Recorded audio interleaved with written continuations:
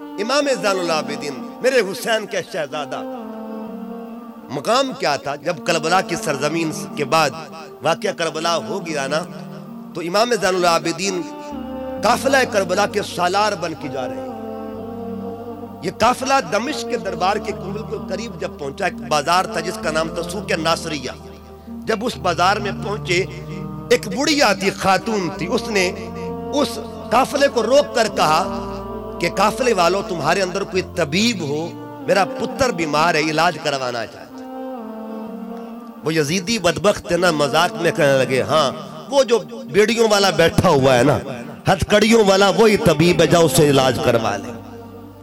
وہ بڑھیا آتی امام زین العابدین کے پاس، عرض کیا حضور میں نے سنا ہے آپ بڑے حکیم لگتے ہیں، بہت بڑے حکیم ہیں، میرا پتر بیمار ہے، اگر کرم نوازی ہو جائے تو۔ آپ نے فرمایا ماں بتا تیرا لال ہے کدھر؟ یہاں پہ انکار نہیں ہوگا، پتر تیرا کدھر ہے؟ اپنی سواری کا رخ موڑ لیا۔ ابھی سواری کا رخ موڑا ہی تھا کہ قریب گھر تھا، اندر سے ایک بچی باہر نکلی۔ اس نے کہا ماں اس طبیب کو واپس بھیج دے، حکیم کو واپس کر دے، بھائی تو میرا فوت ہو گیا۔ اب کوئی مقصد نہیں اس کے آنے کا۔ اس نے آ کے معذرت کی اور عرض کیا حضور یہاں تک آپ تشریف لائے، آپ کو میں نے زحمت دی، آپ واپس چلے جائیں۔ مگر میرے امام نے جواب کہہ دیا، آپ فرماتے ماں ہم واپس جانے والوں میں سے نہیں۔ بتا تیرا لال کدھر ہے؟ تیرا پتر کدھر ہے؟ حسین کا پتر خود دیکھیے کس حال میں ہے۔ اندر گئے، فرمایا ماں تو بس مصلی لے کے آ، میں جانوں میرا مالک جانے، میرا مالک جانے، میرا مولا جانے۔ مصلی بچھ جاتا ہے۔ اب سنیے حسین کے پتر نے ایک دعا مانگی، وہاں بڑی ڈاڈی دعا ہے اور بڑی کمال کی دعا ہے۔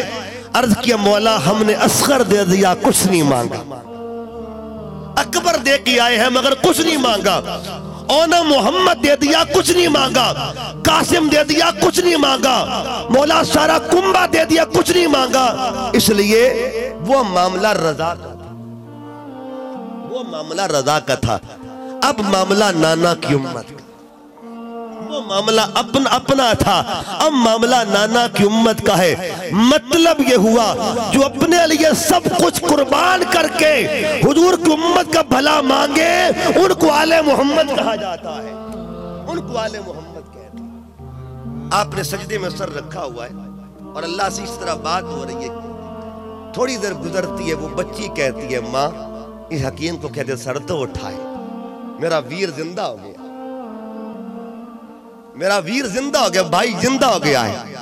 وہ بڑھیا حیران تھی، ابھی تک اس کو خبر نہیں تھی ہستی ہے کون۔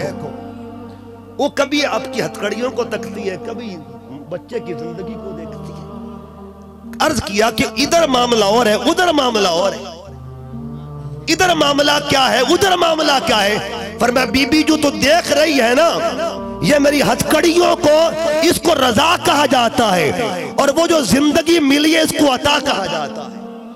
ہم رضا والے بھی ہیں، عطا والے بھی۔